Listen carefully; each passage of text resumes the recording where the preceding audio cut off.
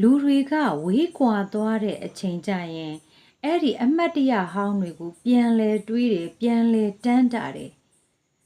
ကိုချစ်ခဲ့ရတဲ့သူကိုဆွဲလန်းခဲ့ရတဲ့သူဆိုရင်အဲ့ဒီသူနဲ့တွေ့ခဲ့တဲ့အကြောင်းအရာတွေသူနဲ့ဆုံခဲ့တဲ့အကြောင်းအရာတွေကို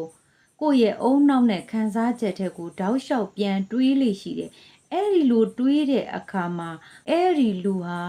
မေ့တင်ဖို့တေချာတဲ့သူမေ့ရဖို့တေချာတဲ့သူဆိုရင်ဘလို့ပြုတ်မုံနေထိုင်ရမလဲတစ်အတိတ်ကအကြောင်းအရာတွေကိုပြန်လဲမတွေးဖို့သတိပေးသူနဲ့တွေ့ခဲ့တဲ့အမတ်တရနောင်တအဲ့ဒီအရာတွေကိုတွေးမိပြီဆိုတာနဲ့မင်းကဘာတွေကိုဝါသနာပါလဲမင်းဝါသနာပါတဲ့အရာတွေကိုလုပ်ဘာလို့လဲဆိုတော့မင်းဝါသနာပါတဲ့အရာတွေကိုလုပ်မှအဲ့ဒီခံစားချက်တွေအဲ့ဒီအတွေးတွေကနေရာယူမှုတွေနဲပါလာမှာဖြစ်တယ်နှစ်သူ့အပေါ်မျောလင့်ချက်ရှိနေသေးတယ်လို့ခံစားရရင်အဲ့ဒီမျောလင့်ချက်ကို0%အထိလျှော့ချဖို့မင်းကစဉ်းစားမျောလင့်ချက်ကိုမထားပါနဲ့မင်းစဉ်းစားကြည့်လေမေးတင်တဲ့သူမေးတင်မေးထိုက်တဲ့သူမင်းဘဝရဲကနေတကယ်ပဲတဘဝလုံးစာအတွက်မေးတင်မေးထိုက်တဲ့သူကို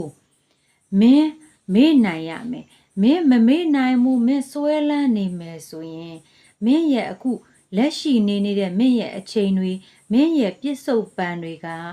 မင်းဘဝကိုဖြုံးတီးနေတယ်လို့မင်းမထင်ဘူးလားမေးတင်မေးထိုက်တဲ့သူကိုမင်းမေ့သွားအောင်လုပ်ရမယ်မေးတင်မေးထိုက်တဲ့သူကိုမင်းရဲ့အုံနောက်နဲ့ခံစားချက်တွေထဲကနေထုတ်ပစ်ဖို့ကြိုးစားနိုင်ရမယ်ဒီတော့မင်းကိုမင်းတန်ဖိုးထားလေးစားရာရောက်တယ်မင်းကိုမင်းချစ်မြတ်နိုးရာရောက်တယ်ဆိုတာကိုမမေ့ပါနဲ့နောက်ဗီဒီယိုမှာပြန်လည်ဆုံတွေ့ပါမယ်